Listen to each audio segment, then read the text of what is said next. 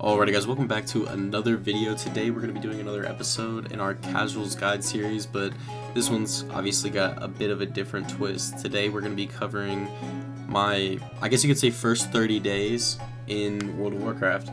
Now, it's not technically my first 30 days because I've played a little bit before. When I started this playthrough, I started it on a level 53 Druid, and before that, when I played during Shadowlands, and I had a level 60 Shaman that I was playing. But on either of these characters, I've never really played any endgame content, never really pushed to like a high item level, and so I wanted to kind of document my experience doing pretty much just that, going from max level to from the end of the campaign transitioning into endgame content. So, what do you, as the casual viewer, casual gamer,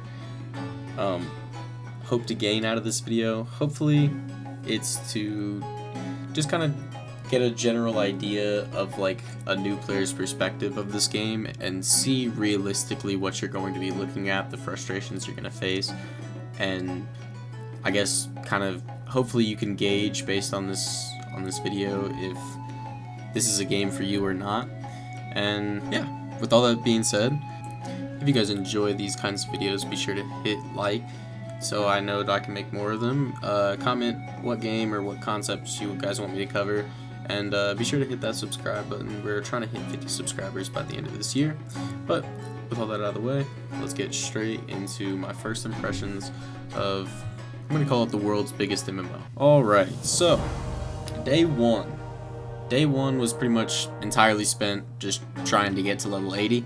That's obviously going to be the first major obstacle that you have in doing endgame stuff, is being max level.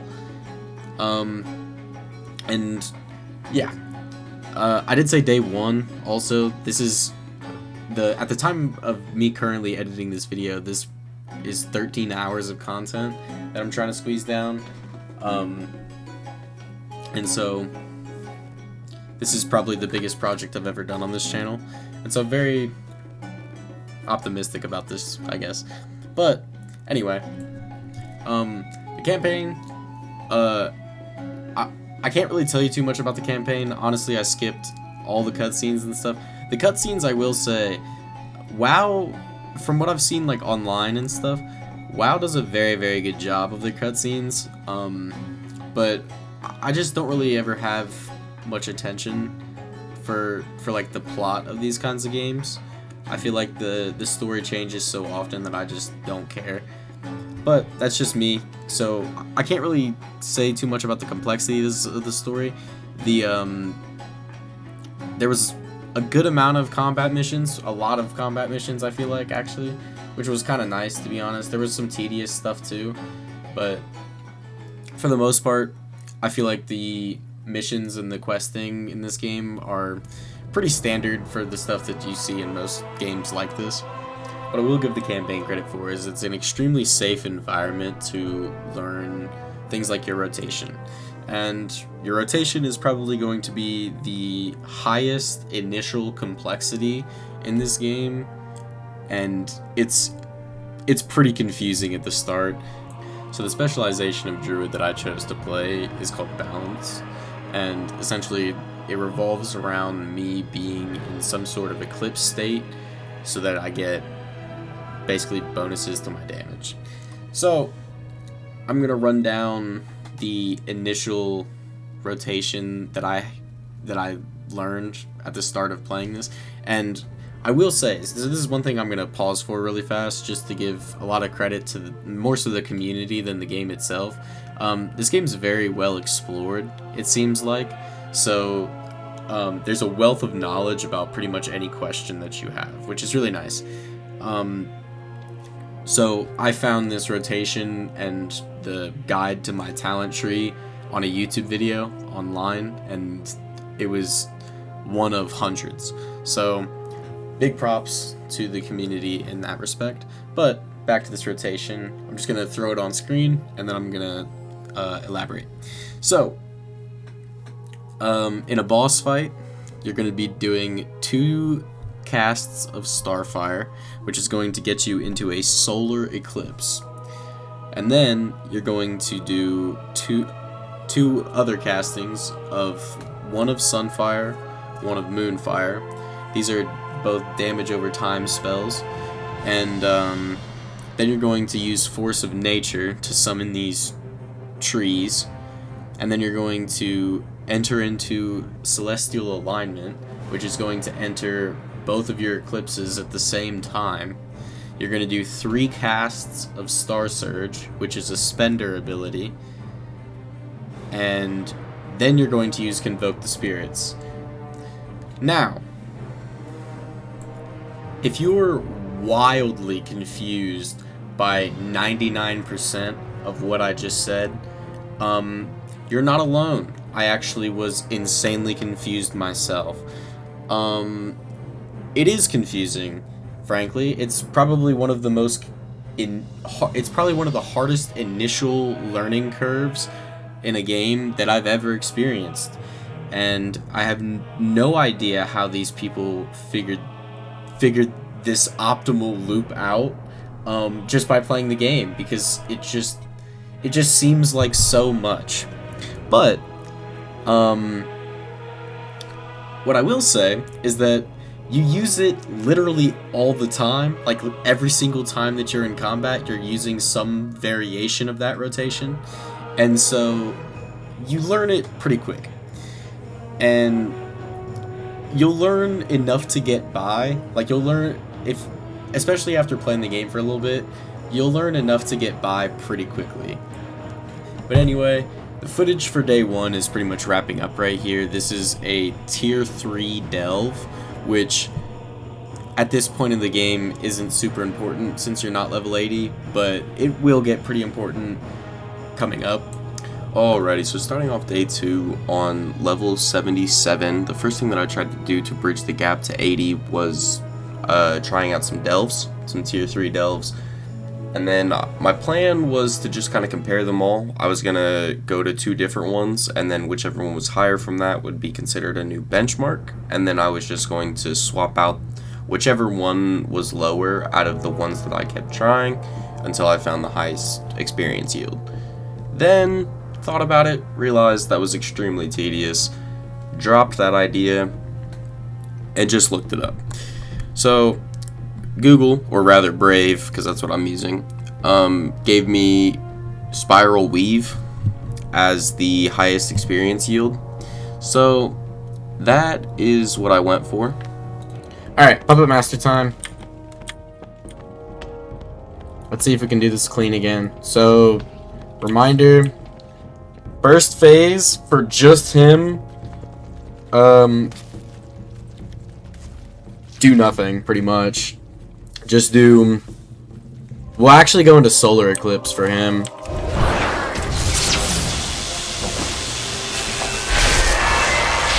into the Astral Power. Yep, he's already gone.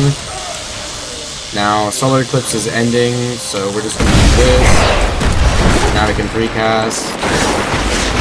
Well, almost precast. Got your back.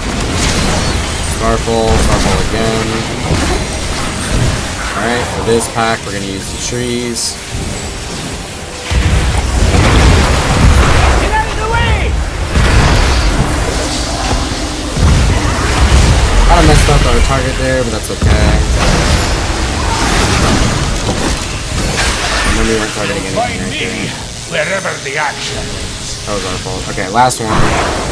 So, Sunfire, Moonfire, Enter Eclipse, Celestial Alignment, Mode, Star Surge Dump, he's already got these. This shit is really complicated, though. Like, that's a lot to keep straight, especially in the midst of the fight like that. I really need to turn up the difficulty, but I gotta reach my levels before then. So we were at, what, 48 before? Oh, shit, that one was only 3%. Well, as you just heard, I wasn't exactly gaining the XP from delves that I was looking to, so I tried it one more time. I think I got about 9%, but something that was wildly different enough for me to deem this method inconsistent, or too inconsistent for me to deal with. So I decided to go back to normal questing. I turned in a few quests that I'd already done, hopped into some world quests here and there, and then finally just ran around looking for side quests that had somewhere over 10,000 experience guaranteed. I tried to look for combat missions for the most part, just so that I could gain even more experience, and I found out kind of after the fact that I also could have been doing certain dungeons and stuff. There's weekly events that run that give certain activities higher experience yields than they usually get.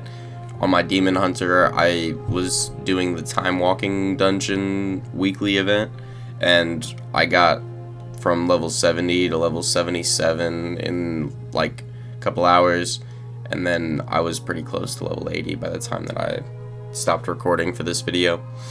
For those of you who are interested in what the questing in this game actually looks like and what it consists of, it's a lot of here, go talk to this guy, and then, or some guy will ask you to meet me at some certain location, and then every now and then you'll get like a collection mission or something like that. If I remember correctly, I did actually have access to more of the campaign, but it was locked behind the reputation system. I had to max out the reputation on one of the factions from the campaign in order to continue the campaign stories. So that might have been a faster method if you guys want to test that out for yourselves and possibly get to endgame content faster. But anyway, one of the quests that I turned in was actually for Delves, and it's a quest line that continues a little bit into endgame stuff. But I actually really appreciated coming back to Delves. I think that Delves are a really enjoyable piece of the game right now. It's really nice to have kind of like your own personal little dungeon, and it's really nice to not have to worry about being a burden to other people either. I think that's definitely a feeling that can happen, especially in like raid groups and stuff. Now the Delves are actually a pretty interesting piece of content. They start off pretty mindless. I feel like they start off as kind of a side quest kind of activity, but they transition pretty quickly once you hit max level into an actual legitimate piece of endgame content. You can get some pretty good loot from them, and it's one of the pieces that actually gives you options in your vault at the end of the week. So definitely want to be doing Delves at least a little bit. Now, what is annoying about Delves, and actually a problem that I ran into with this specific quest line, is that Delves, in order to unlock them as a higher difficulty other than tier 3, you have to be level 80. Now this is a second time in trying to hit level 80 that I've been roadblocked by something. The first time was at the end of the campaign, needed the reputation, and the second time was just now, needed to be level 80 to continue playing these Delves to this extent. Having a lot of stuff locked behind gates like that is a little bit annoying, but I can get it in some scenarios, right? Because if you're running higher level dungeons and things that should be for higher level people, those I think should be level capped and item level capped and all that stuff, because that's an experience that affects somebody else, right? And I understand the questing being locked behind a reputation wall for like lore purposes or whatever, like you need to raise your friendship bar or whatever the fuck, but to lock the solo content behind Delves doesn't really make a whole lot of sense to me. If you want to do it to the vault, that's one thing, because that's like endgame, that's supposed to be specifically endgame content, but if you're gonna have Delves scattered throughout as side quests in order to do for like some side experience or whatever, then I don't understand why the highest difficulty isn't available up front. I could just be nitpicking, but maybe that's just me. I don't know. Let me know what you guys think. With all that being said, we took our level 53 Druid to level 80 in about 5 hours total. The leveling process isn't really that bad in this game. My advice would be, if you don't really like or particularly have any interest in paying attention to story elements in this game, I would just put up a TV show, YouTube video, or whatever you want to watch on either your TV, your phone, just like a monitor, whatever. And just kind of zone out while you're doing these quests. And before you know it, you'll be at level 80 and you'll be getting to do all the fun stuff anyway. So to finish off the last few minutes of the day, I set up a couple of weekly quests for the vault and for a couple of delve missions. There's specific quests that are marked with the blue exclamation point instead of a yellow one, and I guess those are the ones that are supposed to reset each week. And I'm not really sure, because I obviously was kind of zoned out for most of it. This was the one gripe with this method that I do have of leveling, is that I don't know where this was explained. These meta quests, I don't know where they were explained in the story, or if they were at all, but that would definitely be a useful piece of information to kind of throw in people's faces, I think. Day 3 was spent pretty much exclusively on delves, but I didn't end up doing the right ones. I wouldn't know this until later, but there's something called bountiful delves that offer extra rewards, which we'll cover a little bit more in a second.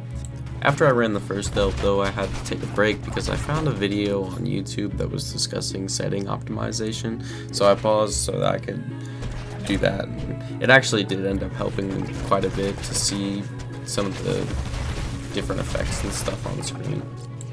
Going back to delves though, delves give you a companion called Brawn, and you get to choose between tank, DPS, and healer. And we got a rank up. I put him on tank because I do most of the damage, and then he has like abilities that you can give him called curios, and I just looked up which ones were the best to give him.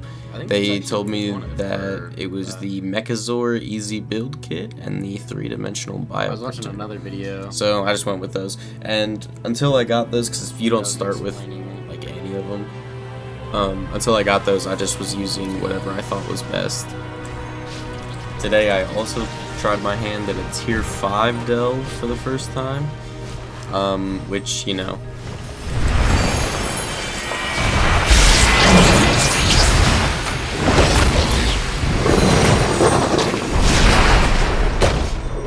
on the attack. fuck, dude! God damn it! Obviously went really well. However, my frustration in that moment wasn't because, you know, I was dying or whatever. It was really because of this one specific interaction. This boss has an attack or a spell or whatever you want to call it, and it's called Call Drones. When he does this spell, he summons like a whole bunch of like foot soldier bugs to just swarm whoever. They usually swarm Braun because he taunts all of them in. Braun usually goes down and then they swarm me and I die. That's how we kept getting wiped. My answer to this problem was to cast Solar Beam, which specifically says in the text that it interrupts a target, and this lesson, or this dungeon, taught me the, you know, painful lesson that apparently not everything in the game can be interrupted. Like, not all the casts can be interrupted, so you can only do certain ones. So that was weird. Didn't really know that before. That was an extremely frustrating thing to get used to. I didn't even know that, like, I didn't even figure that out this day. I figured that out later. The way to get around this is that you can configure your UI in a specific way to where it shows you a difference between something that's interruptible and something that's not.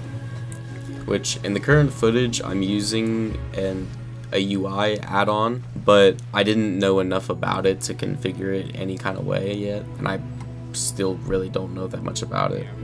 Day 4 was more of the same, except today it was kind of a shorter day. I didn't have a lot of time to stream, so I was going to take today to fix my UI, so that way everything was set up for the next day when I knew that I actually had time to play.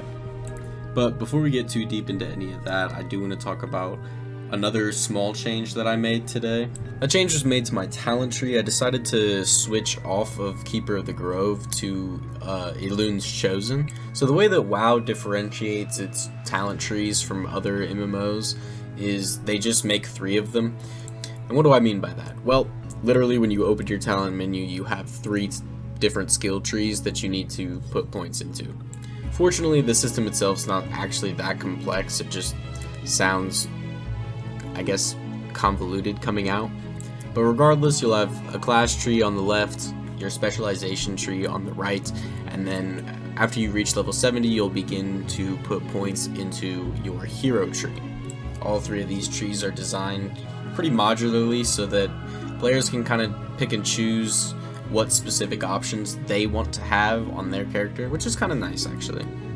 However, that doesn't mean that all of the choices are created equally. There's definitely things that are optimal and things that are subpar.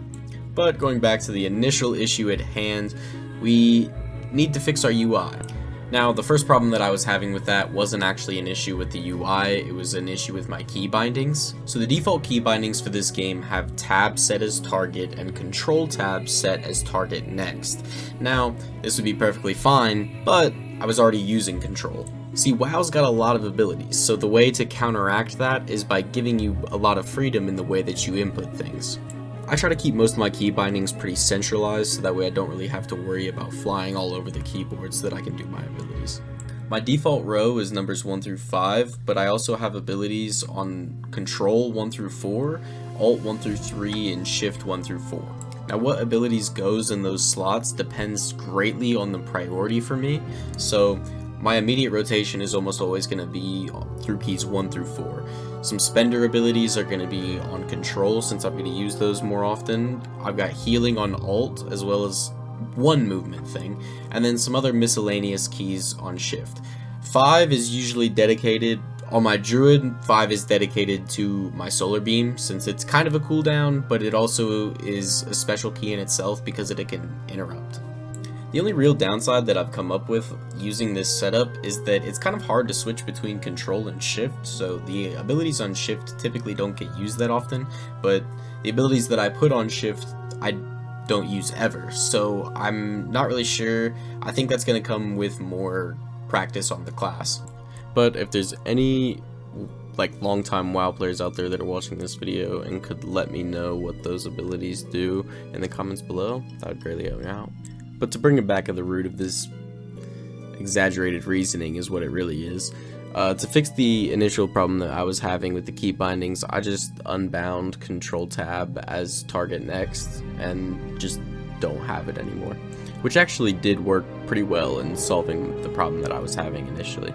But anyway, back to the graphical portion of the UI. For the first part of my playthrough, I was using an add-on called ElvUI, which is essentially just a reskinning of the default UI, but it changes the graphics in some ways that don't really please me particularly, so I'll leave it in the description if you want to try it out, but for me I ended up sticking with the default, which luckily for me, the default UI in World of Warcraft is actually pretty good.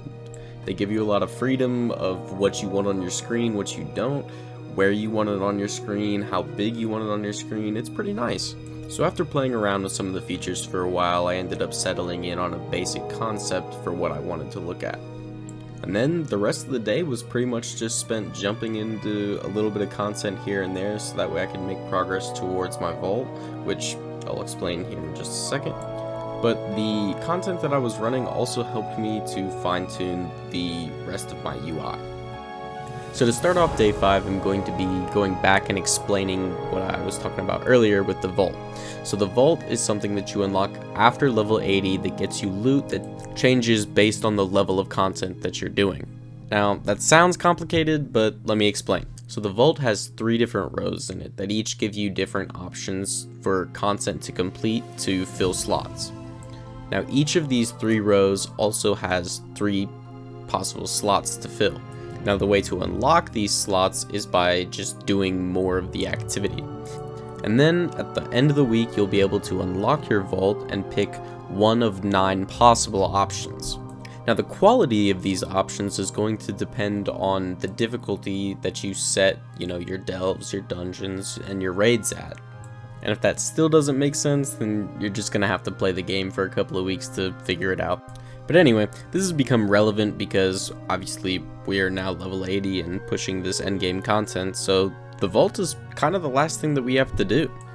And the reason that it's the last thing we have to do is because we need to push our item level higher so that we can do the higher level stuff.